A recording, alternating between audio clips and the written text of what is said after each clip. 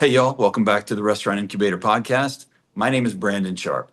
I'm a 7-time Michelin star recipient as an executive chef, and I now own and operate 3 restaurants here in Chapel Hill, North Carolina. Right now, I'm sitting here in the private dining room of Hawthorne and Wood. This restaurant's been open about 6 years, and we're talking today to the owner of the first restaurant that I opened as a capital partner, as a principal.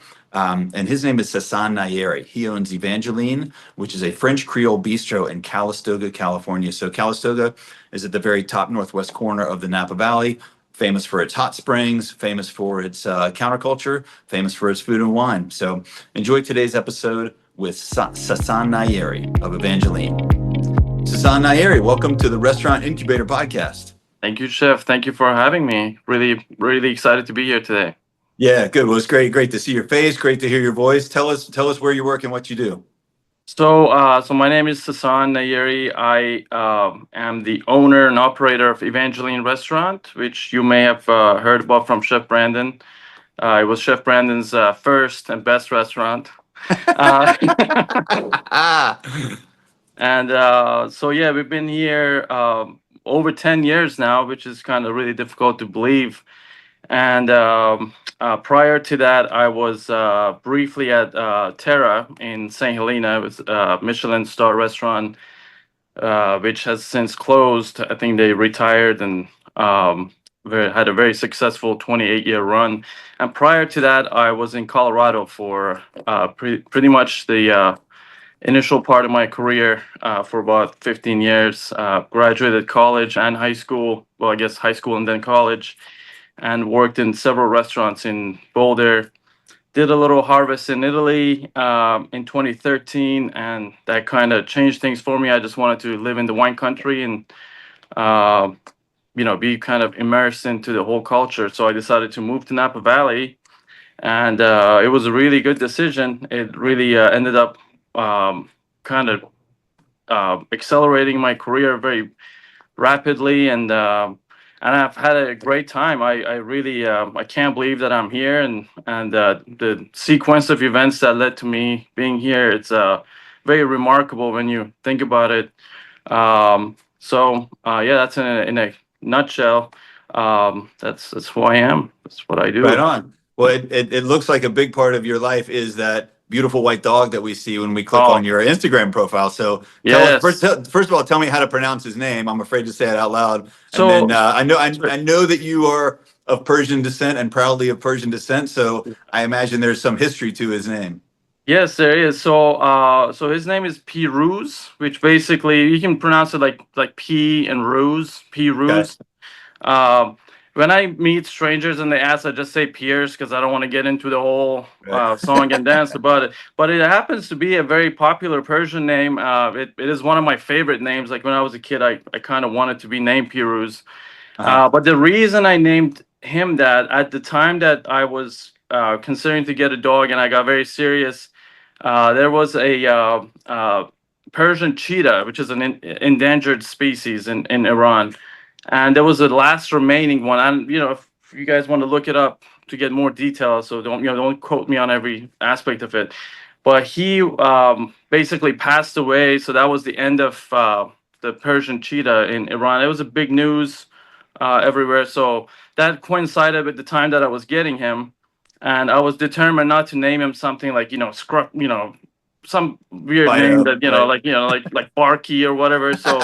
So that was perfect, and I asked a few people. They're like, "Well, it's hard to pronounce." I'm like, "You know what? So is my name. I get called Susan all the time. I get called Sasan, Sazon."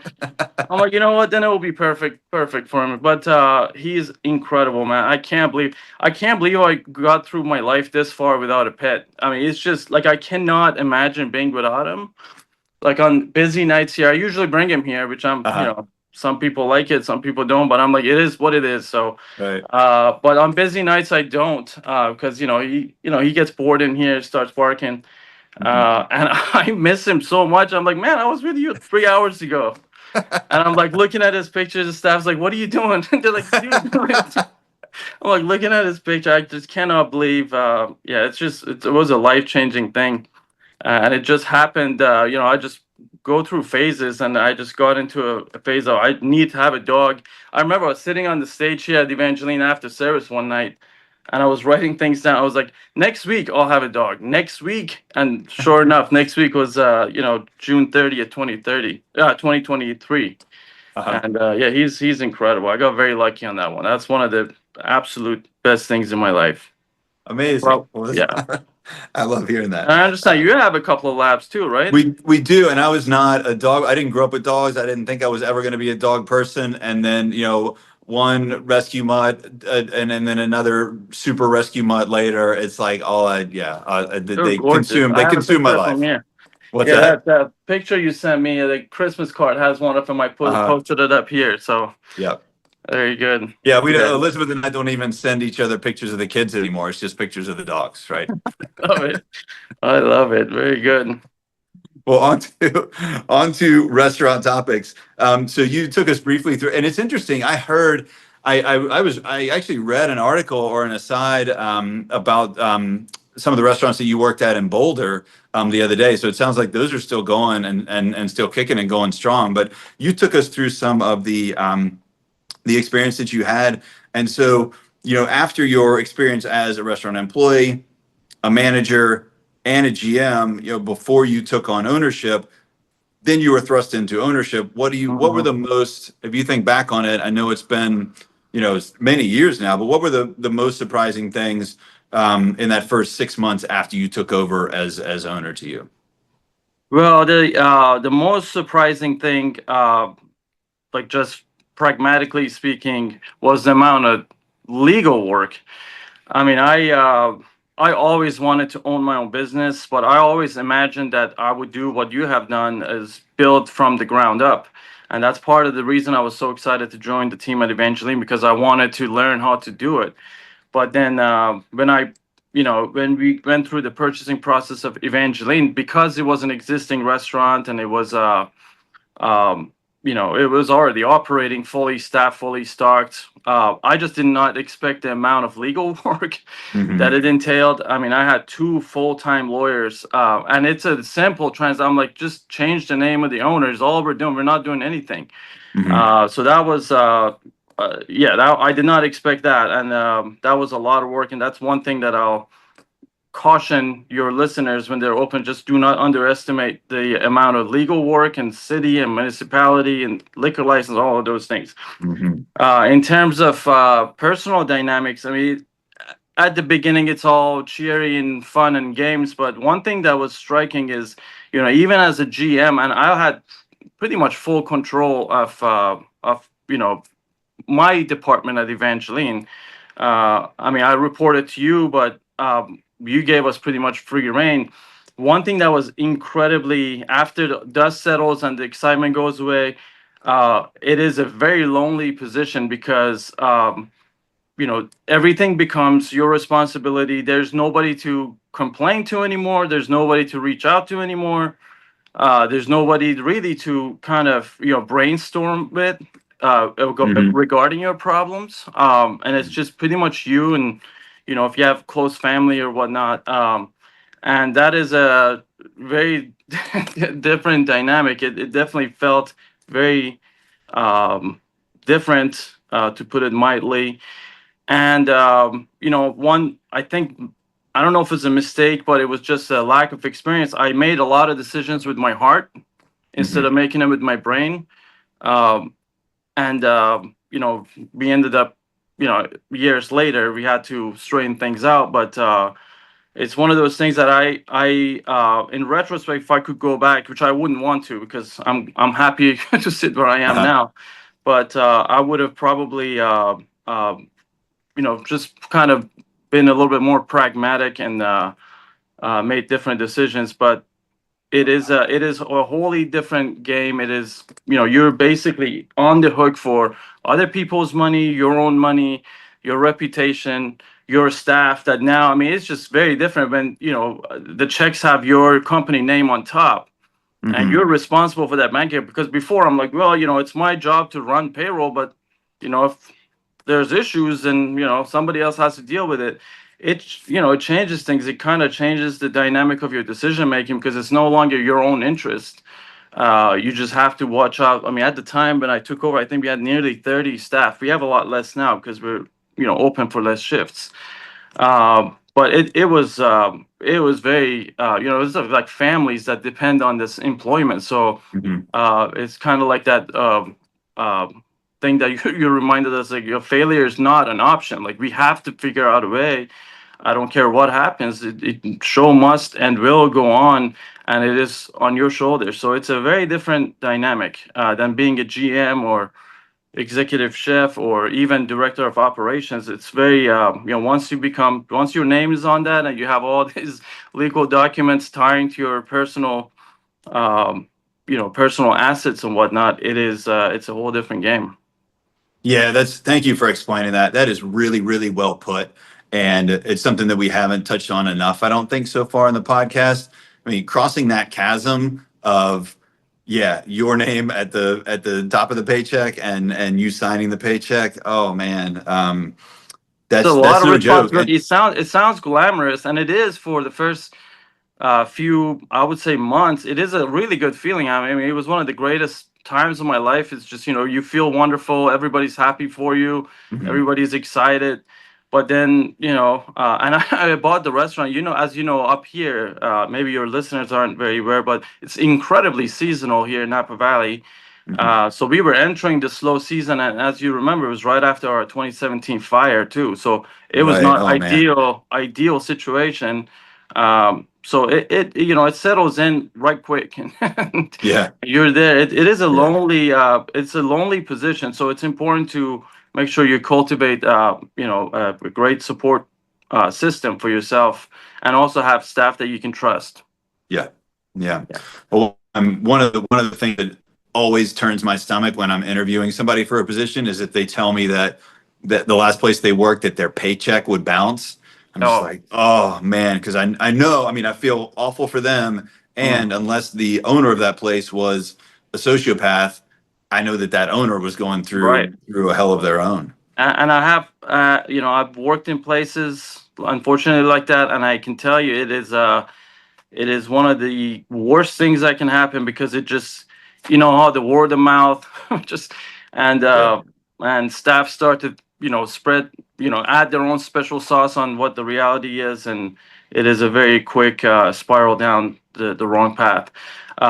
But yeah, it is a very tough position. For some reason, honestly, I remember I used to tell my family, I'm like, I thought for some reason I was gonna have less work as owner. I don't know why. Like right before, like leading up to it, the few months, because Mhm. I was thinking to myself, like, well, now that I'm the owner, like, well, I'm gonna have more time off, and I don't know. Like, I'm just, always, I'm like, what were you thinking? Like, why was that going through my head? Because I haven't, my last official day off on schedule was in October 2019 or 18, that I had like actual days off. But yeah, I mean, I have, I go away from, time to time, but like, they're not official days off. Yeah, you're always on. Yeah. You don't ever get to turn off your phone and be like, I'm disconnecting. Something might happen, and it is on you. So Yeah. you got to be present. Yeah, no matter that's an interesting point, and I love the accountability that you're sort of leaning towards, because no matter what happens, it you have to take responsibility, you have to take account. Even if somebody does something that is Of gross course. negligence or something like that, you hired that person, That's right. like Hmm. it is the bottom line always stops with the Right. owner. Absolutely. We have had many instances here, where, like, sometimes, I'm quick to blame myself all the time, but the staff is like, well, you trusted this person, and they didn't do right. I'm like, at the end of the day, I chose them to be here. I trusted their Yeah. judgment. Nobody out there is gonna go after that person and be like, oh, you did him wrong. It's just gonna be like, you just have terrible judgment, and it all falls on you. Yeah. So it's important to, make decisions, thoughtfully, and don't be reactive, which is difficult, and I'm guilty of it. I'm a reactive person. I try not to be, but yeah, it's all the more important once, you're at the very top position. Yeah, 100%. If you want to avoid the delays that so many first-time restaurant owners fall into and suffer and wish they could have avoided, your chance to avoid it is the link in the show notes. It's called the 10-Step Restaurant Roadmap. It will give you 10 simple but essential and often overlooked strategies to get your restaurant open efficiently without bleeding out a ton of money and without losing all the hair on your head. So again, click that first link in the show notes. It's absolutely free. Download it. It's yours to use. I hope you do well with it. Well, you spoke a little bit about the steep peaks and valleys of the seasonal business there in Napa Valley. What else should the listeners know? Not only about the pros and cons of seasonal operation, but I mean, you're operating a restaurant in a location that has a small local population and a huge amount of food and wine savvy locals and tourists. I mean, everybody has high IQ or thinks they have high wine IQ who comes to eat at Evangeline. What's that like? So, under normal circumstances, this area is, like I said, highly seasonal. It's in the middle of wine country, so the main attractions, people come in for harvest. So during the cold months, you don't have a lot of visitors, and I don't understand why, because it's beautiful up here in winter months. I always tell my friends, I'm like, it's the best time to be here. Hotel rates are a lot lower. You don't have to wait for restaurants. You don't have to wait for tastings, and it's beautiful. Honestly, it's my favorite time, like winter and early spring in Napa Valley. But you mentioned it. We only have about 5,000 people that live in Calistoga, and then I'm a member of the Chamber of Commerce. I was actually the chairman for a couple of years, so I know that there are 38 dining establishments in Calistoga. Not all of them are full sit-down restaurants.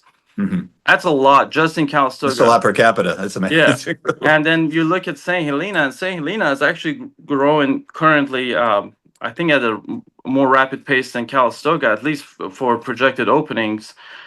That's just, 8 minutes away. That's another 5,500 people. Yeah. It's not like it's 50,000. Right. But then there's so many more restaurants, and they're all amazing. And that's the thing that I always, tell my staff. I'm like, if in order for us to be competitive, we can't just have the best food. And it always breaks our chef's heart. I'm like, you know what? Your food is incredible. Honestly, the food currently, I think, is some of the best food we've ever put out. But everybody else is doing good food too. So that can't be. I mean, look around us. We have, like in St. Helena, Chris Costa is a 3 Michelin star chef, has I think 2 restaurants now, or I'm pretty sure he has 2 restaurants. No, there's one in Yountville and one in St. Helena, Right. just nearby. That's one of the most incredible chefs in the country. All the resorts have amazing restaurants, most of them multiple restaurants. So everybody's doing a great job. Like, people that live here are spoiled because you have so many options and you get to be picky. So you can't just rely on having good food, because so does everybody else. You can't rely on having great service, because so does everybody else.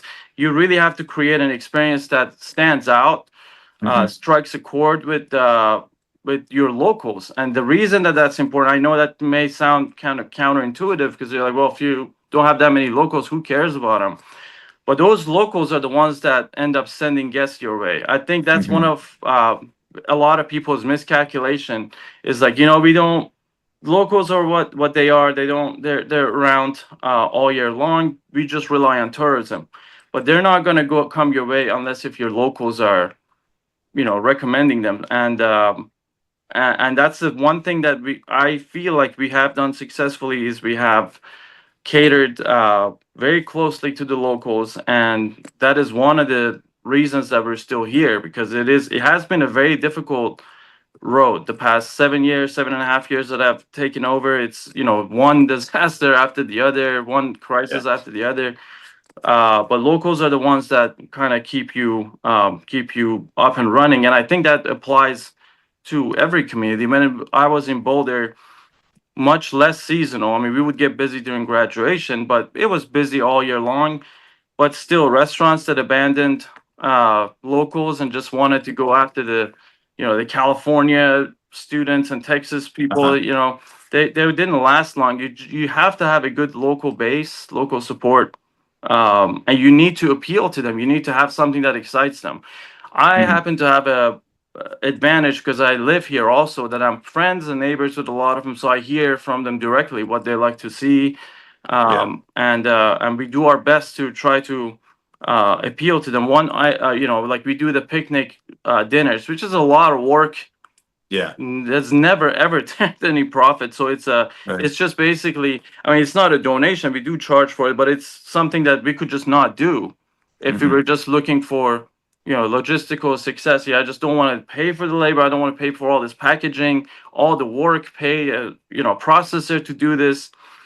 But that's what excites people. They love it. They like to, um, experience it. It's different. It's something that nobody else has offered.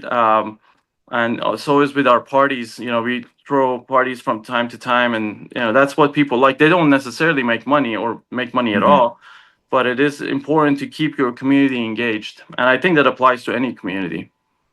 That's really well put, and I couldn't agree more. You can't just pay lip service to it. You can't just incentivize local concierges. And in Calistoga and all of Napa Valley, so many of your locals work um, either directly or tangentially in the hospitality sector, and so they are working in tasting rooms. They are working at the front desk of hotels. They are renting bikes and things like that. And people are always asking them, "Where should I go eat?" So, yeah, it's Right. essential.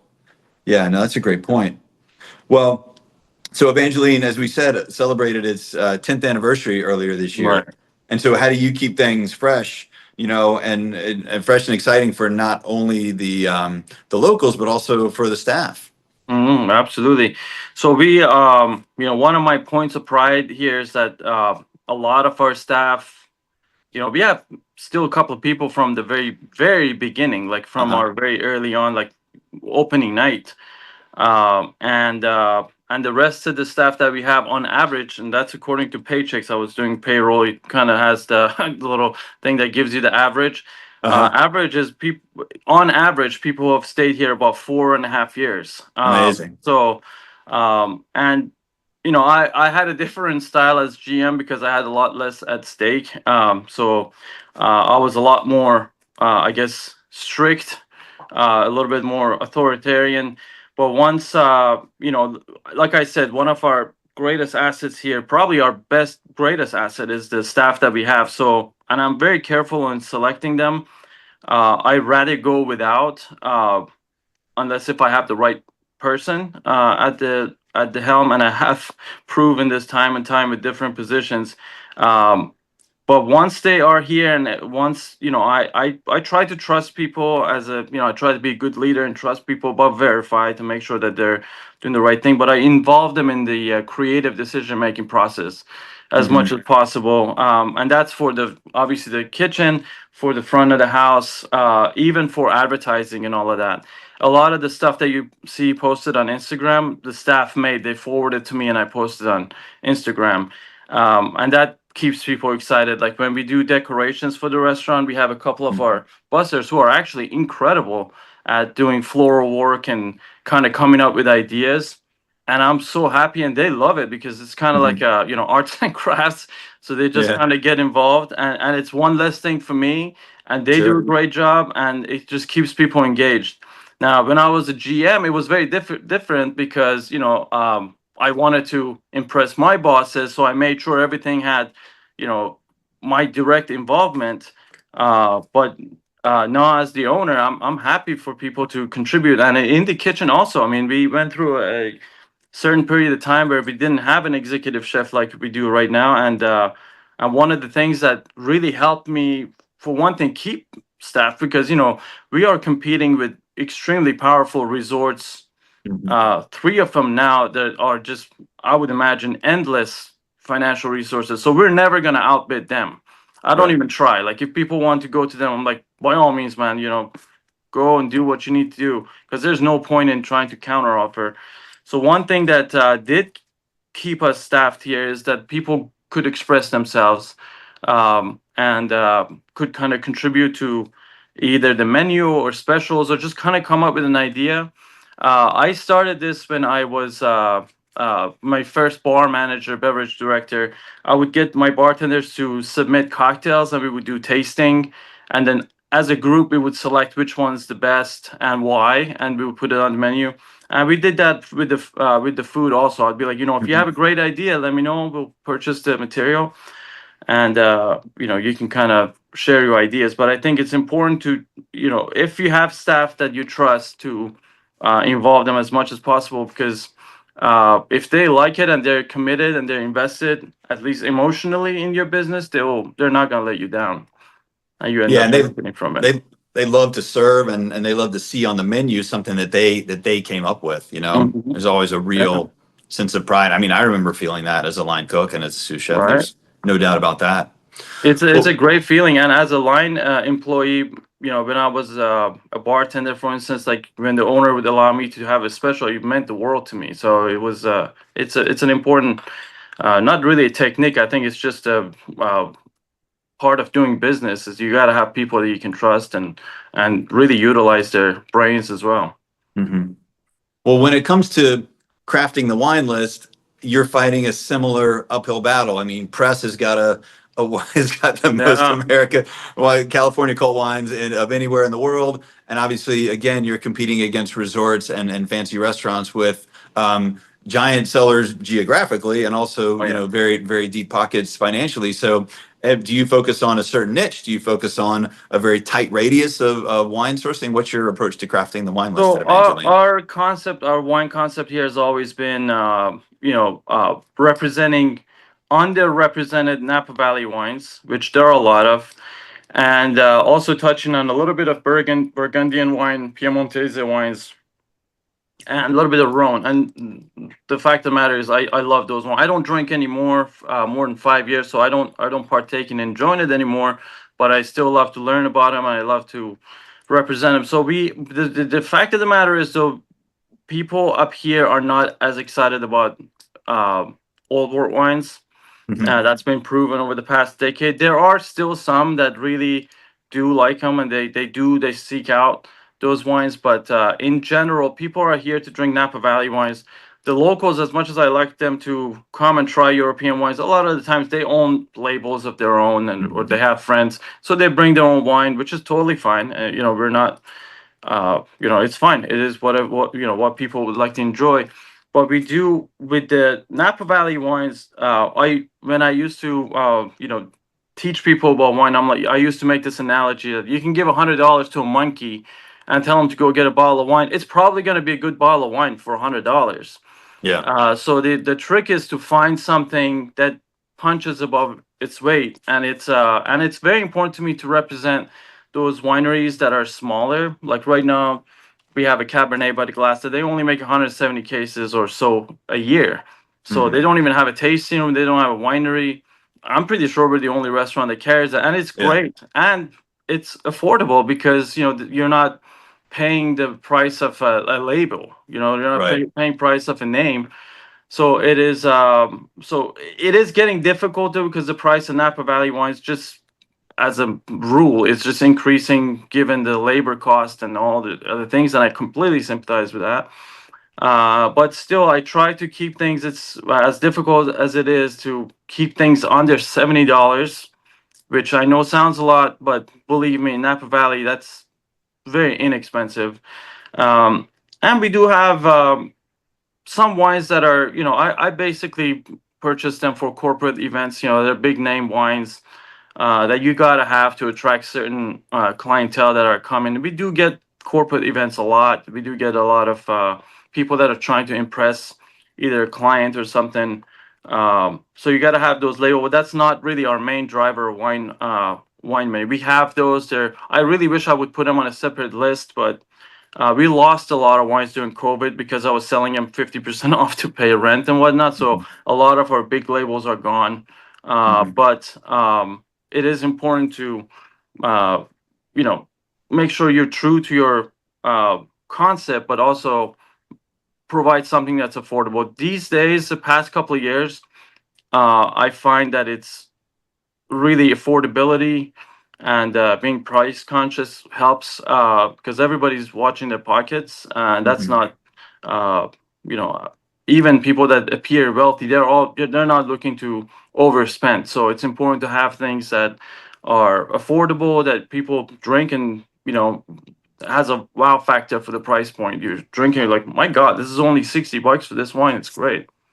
And they're out there. You just have to look for them, and you just have to kind of humble yourself to try the things that you just never heard of. Like we get inquiries all the time. Like I have this small label. I'm always interested in learning their story. Hmm. Hmm.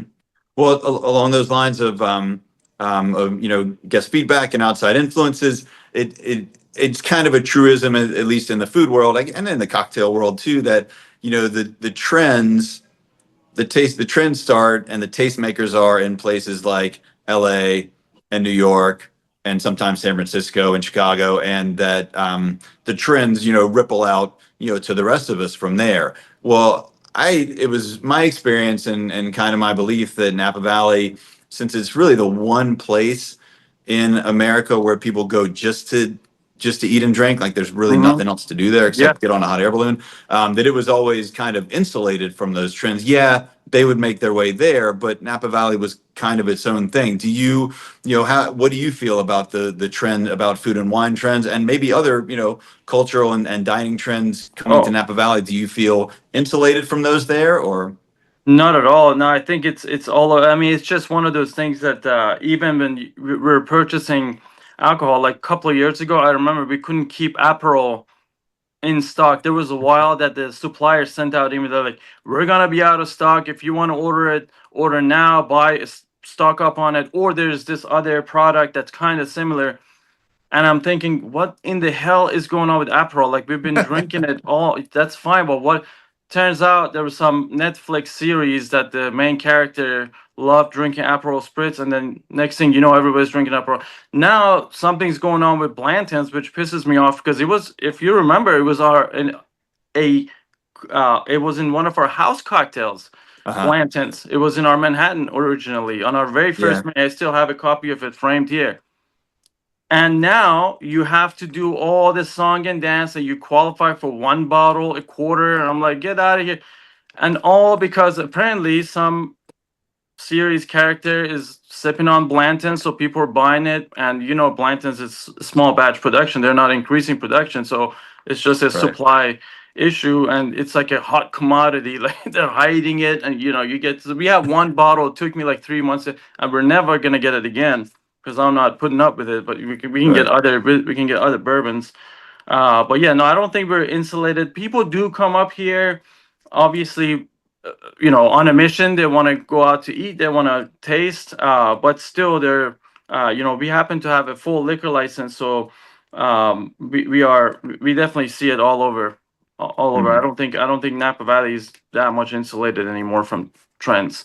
And there's a lot of influence from, unfortunately, influencers and social media. Some of it positive, a lot of it not so much. So Mhm. that all affects everything. And where do there's still a lot, I think I see, where the influencer trend is going. So at Proximo, we work with a PR agency now for the first time, and after years and years of not doing it. And so, they recommend, they're like, here's a menu of local influencers. This tier will do an Instagram story. This tier will do an Instagram reel. This tier will do a series of Instagram posts. This tier will do an Instagram story for not just the meal, but also X dollars, and so on and so forth. And so, that seems to be where, with attention media, and with attention media coming in and growing, and with print media and radio, on its way out, it really seems like the attention media of influencers is growing. And I can't, this had never occurred to me until now, but I imagine that they are attracted to the food and wine scene of Napa Valley like moths to a flame. So do you see them as a positive, like if you are looking at influencers and saying it would be nice to have them here and it will only be good for the restaurant, or are you trying to attract them? Are you paying influencers to come in? No, I think you know me well enough to know that I don't spend money on things like that. I don't, yeah. So that I can say definitively, not never have I ever paid anybody, and never under any circumstance, I'm not the kind of guy to pay anybody to come and eat for free. Yeah, that's not gonna ever happen with me. But no, honestly, we get them through the Chamber of Commerce. They send us people, and unfortunately, I don't have a marketing or PR firm. I really wish I could afford it. I really want it. I believe in constant marketing, and I don't think I'm very good at it. Obviously, I did work as a marketing analyst in my corporate years, but that was for a huge multi-continental corporation, so that was very different. Um, but influences. I don't know. I kind of have a love hate relationship with them. They have been very helpful. There are a few of them that I consider my friends at this point, but there are also some that come and they kind of mistake their position as like you're here to promote me, promote my brand, and they sometimes mistake themselves for being a reviewer or like being like a food critic of sort. And I don't at all consider them qualified. I mean, obviously there's Yelp and all of those things for people to write their personal opinion, and if you're a fair person, you take that with a grain of salt all of the time. But I mean, for instance, like here, we used to have Michael Bauer in Napa Valley, who was the most feared reviewer, but you kind of gave him credit, like he was qualified to, criticize your cuisine. But then you got influencers that are technically, they're really here to promote our business, and sometimes they kind of, I guess, lose themselves and step into the review world, and that's why I don't really, rely on them too much any longer. We still do host them if the chamber sends them to us, or if it's somebody that I'm interested in and that I've seen good results. But honestly, in our experience, and this is just our experience at Evangeline, the small town of Calistoga. Now have been here for a decade. It's always better to just cater to your locals, make friends with your neighbors. That has yielded much better results. It's very effective to go visit other restaurants, other hotels, wineries, um, obviously on slow days, and make friends with the people that are working there.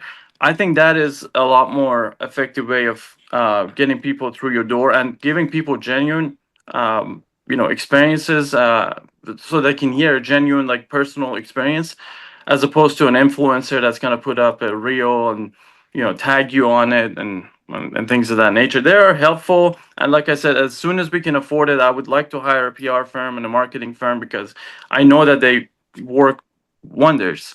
But if you don't have it, then I guess your best bet is to just kind of run your own social media. Try to do it as frequently as possible. Right now, for instance, I try to utilize my staff because I feel like I've done everything that I know how to do. So it's always good to get younger and fresher ideas, because the social media trends move a lot faster than we do. At least I do. So it's important to kind of utilize your resources to get the best results. Yeah, and I will always believe that like you're saying, providing good experiences for the locals and getting them to promote your restaurant through word of mouth is absolutely that's the gold standard for restaurant Right. marketing. Absolutely. Because you have No. to. I think that we underestimate how valuable not only referrals and local referrals, but also return guests are. And I mean, Mm-hmm. they're because there's just geometric growth with people who come back and tell their And friends about it. it's the most effective, the biggest compliment I can get is, and I was just looking at our guest list today, and we have a gentleman local here, is a little bit older. He was here and he hadn't been here in a few years. He came last Friday, and now he's coming this Friday. And nothing in the world makes me happier than that. Yeah. Return guests.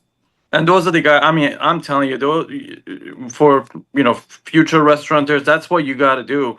You really got to make friends with your local community. Initially, if you're overwhelmed, don't worry about influencers or things like that. Just build a great local rapport, and you'll be that hole in the wall that you're walking in town and somebody's like, you got to go there. That's the place to be. There, they have this thing that's amazing, and you never heard of them, and it's one of the greatest feelings. And it's, in terms of business, it will definitely pay dividend in the long run. Okay. Well, as a as the owner operator, I don't think that I don't imagine that there's anybody that you are, sending quarterly financials to or writing annual Huh? budgets for. Oh, I What is do. your, oh yeah, I what is do. your, tell us about your budgeting process, year over So, year. so no, I don't have anybody to send it to, but I still Uh-huh. do it. Okay. I cannot stress enough on this, the importance of budgeting. I have done years without budgeting, and I have done years with budgeting, including 2020, Hmm. where obviously my budget was basically garbage because yeah, I Right. didn't expect us to be closed for multiple months. Yeah. And I didn't expect us to have cleaning supplies cost of about, I guess it was like 520% because we Yeah. kept on having to, just clean Masks everything. and gloves and wipes and Yeah, yeah. by the time 6 months arrived, we were already exhausted at twofolds. But it is incredibly important that if you don't know how to do these things, you got to learn how to do those things. I don't care if you think that you're not good with math, that this is not your kind of problem. Then if you're not good with, if you don't understand the importance of budgeting and you don't know how to do it, don't open a restaurant because it's a very difficult. There's so many different vendors. There's so many different um, ways for you to get off rails. So I do our monthly. Well, we have the annual budget, Hmm. which you're never going to be perfectly within it, but it's good to have a roadmap. It's essential to have a roadmap as to Yeah. how much you're allocating to spend. And I also write myself an executive summary, much similar to what you used to send to the Huh. partners, Nice. with actual results. So we enter obviously everything, and I handle it personally in QuickBooks. Right now, we have a very fancy POS system that holds reports, and you can do a lot of stuff with it, which I love. Before we didn't, we were just basically doing Z reports, and I was entering it myself. But I still do um, basically a summary report, and I actually write it to whom it may concern. It's just for me, Uh-huh. and I have every single month we have it. So if anybody wants to ask a question, I know exactly to which month to go to. I also take notes every night, and I started this when I bought the restaurant. And it initially started more like a diary, Hmm. and it's on our on my personal sales report. But every night, even if it is like 2 nights ago we lost power, something like that, just like we had to close early, lost power, something like that, to just kind of explain. Uh, it is I think it's very important to do reporting. It's a very important. I have gained so much respect for the field of statistics, being a restaurant owner, because it's actually incredible how the numbers from previous years can determine the numbers for the future. And I think it's absolutely important. You gotta, for people that, especially a lot of people that are more involved in the culinary or the creative process, sometimes they're like, I just don't like to deal with numbers. It doesn't make sense. It makes my brain hurt. You got to get over it, man. It's non-negotiable. You're gonna fail if you're not budgeting. I can guarantee you're gonna fail. Last year, for instance, we do budgeting, and I actually have an accountant review it to make sure I'm not just blowing smoke. Uh-huh. And last year, for instance, our walk-in broke. Two of our little boys broke. Our convection oven, which I loved, and I actually had named it, broke down. Four things, and I love that convection oven. Now we have a much smaller one that makes me sad, but that was like just destroyed our Yeah. maintenance budget, and we had to come from other places. But had I not done that, I would have been like, well, I guess it broke, let's just pay it. And Yeah. then you're looking at your bank account, you're like, what happened here? But Yeah. you have to do it so that okay, so I have put aside $24,000 for maintenance and all of those things. Obviously we're at 60 now, Yeah. so we're looking at 36 grand to pull from somewhere, and you need to figure out how to do that. You need to know what you have budgeted and what Hmm. you're doing. So for instance, like I cut our that's ongoing, like our trash pickup. I talked to our Hmm. chef. I'm like, do we really need three trash? I mean, it's much slower. We're not open for lunches anymore. And he's like, no, we can do one. That saved us about $790 a month. Yeah.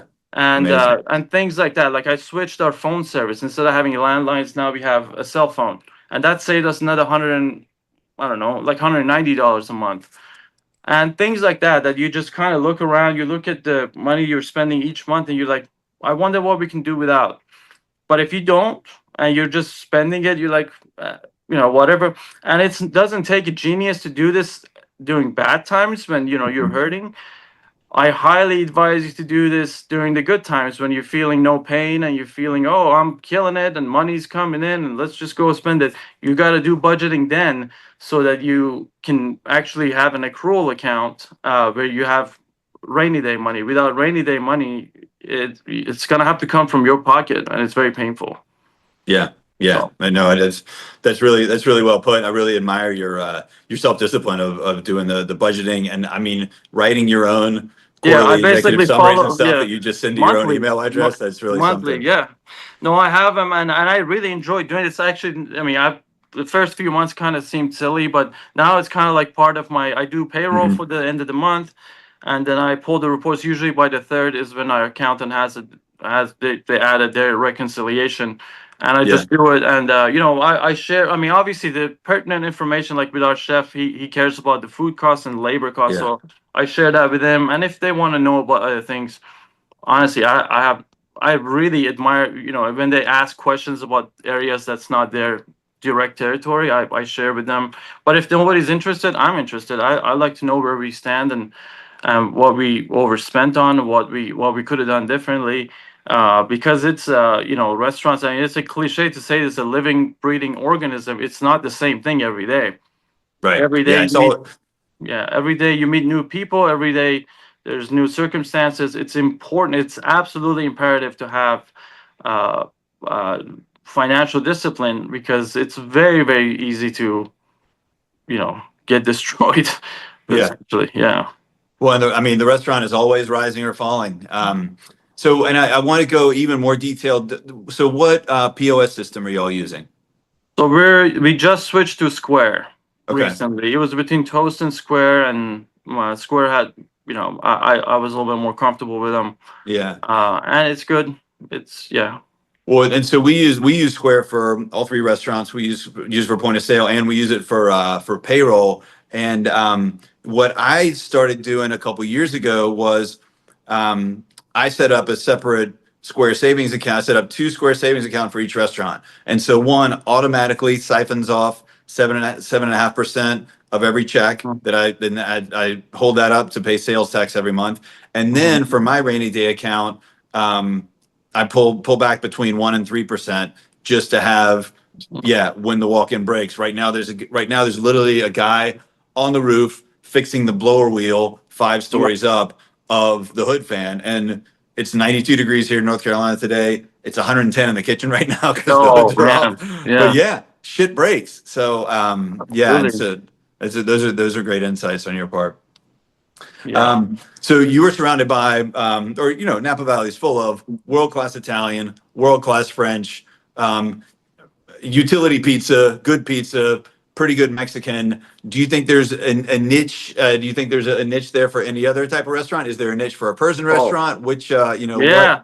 Well, no, if I were to open, and we got close in 2020, early part of 2020, not obviously after March, but we got close in opening a second restaurant because 2019 was an incredibly good year for us. I really wish we could repeat it. I don't know if we will ever be able to do it. Uh, 2019 was, I loved it. It was awesome. Financially, it was a lot of issues. Every year has its own challenges, but I wanted to open a second restaurant here. And right now, I really feel like what Napa Valley is missing, and there's none, is a really good steakhouse. yeah, And I have tried to take over a couple of locations unsuccessfully so far. And I really feel like a steakhouse would kill it in yeah, Napa Valley right now. There's none. Press used to be the only one, and that's no longer a steakhouse. And the closest one is in Napa or Santa Rosa. And we're surrounded by Cap.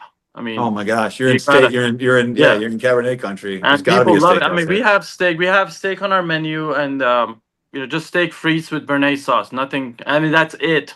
Steak Yeah. fries and a bowl of béarnaise, and it is expensive because we get prime ribeye steak, which I love. Hmm. But it's not. It's the most expensive item, and it sells a lot. I mean, not as much as etouffee, but it does sell a lot. I mean, it's a lot more than it would compel us to take it off the menu. Yeah. And we have tried to in the past, like just put short rib or just put something else. and people come and they're like, "Oh, you don't have steak? We're gonna go." So people want. I don't know why there aren't more. Everybody's focused on other things. I do want to do a Persian restaurant, but not like a Persian restaurant that you would go to in your nearest big city with a mountain of rice and some kebabs and all of that. I actually made friends over Instagram with a chef who I really, really admire. It's really funny. All of my life, I've been writing this idea down to Uh-huh. do uh, like a Persian interpretational cuisine, basically using Persian ingredients, Persian methods, but to create dishes that are familiar to an American audience. Kind of similar to what, for instance, Terra was. Terra was not French. Terra was not Italian, or I'm sorry, Japanese, Japanese. but it had Japanese sensibilities into the food, and I wrote several menus. Obviously, I'm not a chef, so it was kind of like for my own kind of like thought process. I found a chef that does exactly that, and he actually worked in Yountville. And I have been trying to convince him to do something with me. He got married and he has a kid, so he's kind of tied down to LA right now. But Yeah. I have a good feeling about this particular person, and he might actually be watching because I told him about you, so he might Uh, joined the podcast. But we, I talked to him often. He's kind of like me. He's fake Persian, so I guess he grew up here, but he is an incredible chef, and what he does is exactly what I always wanted to do, and I think that would do well, especially in Napa Valley. Unfortunately, it's a place where people come, but sometimes uh, restaurants and chefs become kind of complicit into doing what works, yeah. and as a result, a lot of people end up doing the same thing. It's the same menu over and over and over Well, again.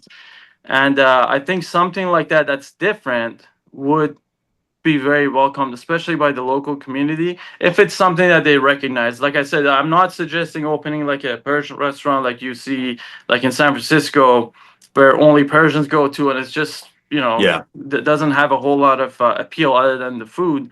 Yeah. But I would like to do it, but that would require a lot of marketing and a lot of getting people introduced to it, because it's something completely different. A Persian cuisine is unbelievably diverse, and it's not like what you see in a lot of the popular Persian restaurants. There's a lot Mhm. to more to Persian cuisine than kebab. This particular chef, I think he's about my age too. So eventually, if I get a chance to work with him, I'll be very happy, and I would love it. We've exchanged so many different menus with one another, Uh-huh. and yeah, he's really good. Yeah, so Well, hopefully one day we'll do it. But I think steakhouse right now, if somebody wanted to give me their money, I would love to open one. yeah. And I really believe it would do well. And anybody I share that idea with, everybody's like, "Yeah, why don't we have a steakhouse up here?" And if Evangeline 100%. wasn't a patio restaurant, I would be very tempted to do it. I just cannot Yeah. picture a patio steakhouse. Yeah. That Yeah. would That that might would be a look a little. little just like a little weird. But I would totally try it if it was a different location. Well, yeah, I think steakhouse works in Napa Valley for sure, and I love the idea of I love the idea of the Persian restaurant. And one of the things that I love most about it is that I remember living there, and a big name chef would come to the valley, and people would be like, "Oh man!" And I'm not going to say their names. I'm like, "So and so is coming. Like, this is going to be awesome." And they would come, and they would just put together a menu that could have been a John Ash menu from 1998, or a Mustard's menu, or they were all like so many of those menus were just interchangeable. And I mentioned mustards because they were, like one of the originals. But those menus, it just like they would come to the valley, these chefs would, with a ton of money and a beautiful restaurant, and they would think that, well, since I'm in Napa Valley, I'm going to do quote Napa Valley Napa cuisine, and Valley it's cuisine, Cal yeah, Italian, Cal French, and it's the same menu as everybody else. And the locals would just yawn, and the restaurant would suck, yeah. and that was just such a drag. And I used to go out to eat. I don't anymore that much, but I used to go out every single week, and that was one of the things I was trying. I'm like, it's the same. Oh, the Stefano burrata with tomatoes and pesto. Let me take. Yeah, Oh, and then I'm sure there's some sort of grilled bread with. Oh, great, thank you. Yeah, I'll have that, yeah, and I'll have shrimp cocktail. Oh, so. I mean, it works for tourists and they get excited about it, but it's a lot of missed opportunities. Unfortunately, a lot of people open restaurants, and I just cannot believe that they're doing the same menu. I mean, it's a sad state of affairs that our shrimp etouffee is the most different dish here in Calistoga. That people Yeah. are like, oh, that's the thing that and it's just one thing. Right. We don't even go that deep into the Creole thing, but uh, yeah, I would love to do the Persian idea, but not the correct way, and I think it would do quite well. Awesome. Awesome. But yeah, one day, Well, one so day. if people are visiting the Napa Valley, where can they find you? And if people are looking for Evangeline online, where can they find you? So we're in right downtown in Calistoga at the only stoplight. You take a left. We are a little bit off the beaten path, which is a good thing, and it's also a horrible thing. It's a good thing because you're kind of secluded, and it's incredibly private here. But at the same time, that 28 steps, and I did Gonna count the say, steps, it kind of keeps people away because they're just like, I don't know what that is over there. Um, but we're at 1226 Washington here. It's a kind of a landmark location. There was a restaurant here for a long time called Wapo Grill, and we actually did a chef dinner with her. I found the oh, chef, great. and it was awesome. And I'm gonna Cool. try to do it again. She's very busy though. She's killing it. I love Michelle. She's really Uh-huh. awesome. I had Good. a lot of fun. I actually ended up cooking, help her cook that day, and I learned so much. I learned how to make bacalao just like that. It's awesome. Um, and so it's a location that people know. It's right across from the police department, which is also helpful in emergencies if you need to get. So it's like, hey, come on over. And online, our Instagram is Evangeline Napa, and I think that's the only. I mean, we do have a Facebook account and I guess an X account, but I'm not really active on those. I don't really utilize those for business. I just don't find it really effective. Facebook with some older clientele that works. I don't know why they Uh-huh. haven't caught on to Instagram, but we haven't really done anything with TikTok. I really don't consider that to be a good platform for business. I might be wrong. Again, like I said, I have no claim to being a marketing genius at all. So, but we go through Instagram, and we rely relatively heavily on the Chamber of Commerce Yeah. to introduce us to the Cool. world. Yeah. Cool. All right. Well, it's been amazing to catch up. Please say hello to your parents for me and say hello to Absolutely, Sepper Chef. for me because Absolutely. it's He'll love hearing that. Yeah, he was just here. He's best friends with my dog, so yeah, he's here. But then I have to kick him out because then I feel like I'm losing my boy. that's 'Cause right. he Uncle def- Sepper is gonna take yeah, take your I dog know. away. He definitely likes Uncle Super more than me, but that's okay. Yeah, Cool. very All good. right. Well, Chef, thanks so much for having me, and I just want to congratulate you on your success. I'm really, really excited for what you've been able to do in 6 years, right? 6 years. Yep. Yeah, so that's incredible. 3 restaurants, and I will come to visit one day. I promise. As soon as I can get away, I will come to North Carolina only for you. And when I do, that pork chop better be on the menu. So I've been salivating over that. I know it's probably not on the menu now, but you talk to your So people. right now, we're actually going to put the pork chop back on here at Hawthorne and Wood in a week Yeah, or two. But they put a Chef Anthony got a rabbit dish on that is rabbit with gnocchi and black truffle and oyster mushrooms that is off the fucking chain and hasn't been able to take it off the menu. For we thought it was just going to be on the menu for a few months, like until Christmas, and it's just been on the menu the whole time. So we'll give that one a breather, and we're going to put the pork yeah, chop on. He's going to brine the pork chop, then he's going to put it in an adobo marinade and then grill it, and with some summer Latin American accoutrement. So nice. that's going to be awesome. Yeah, But that's yeah, amazing. well, So yeah, bro. North Carolina or not, I hope you get some. Hope you get some days off, man. I know it's been nonstop for you forever. Yeah, yeah. Well, I mean, it's one of those things, and that's the other thing with it for your prospective, restaurant owner, future restaurant owners. Once it's your business, believe it or not, it does get tiring, but you don't really mind it anymore. Yeah, it's fine, and I mean, it's just important. Yeah, I don't like at all to use the term work-life balance, because I just don't like the way it's a good idea, but I hate it when people say that. And it's not But for it is, others. Yeah. it's important to kind of prioritize yourself, and becoming a business owner is a whole different game. It is a noble pursuit. I used to, when I interviewed people, I would ask them a question, and I thought that there was a wrong answer to it. And I would ask them, like, if the classic question, if you had no chance of failing, what would you do? But I would put it in restaurant form, like, if you, for your own future, would you like to be a celebrated chef, or restaurant professional at a really fancy restaurant, or would you rather have your own business and not have all the glory, but your own boss? And I used to genuinely think there was a wrong answer to it. I don't anymore. But you do need to decide which path is for you. For me, I don't really need any of the glory. I don't need any of the accolades. I just wanted to be my own boss. And I really enjoy it.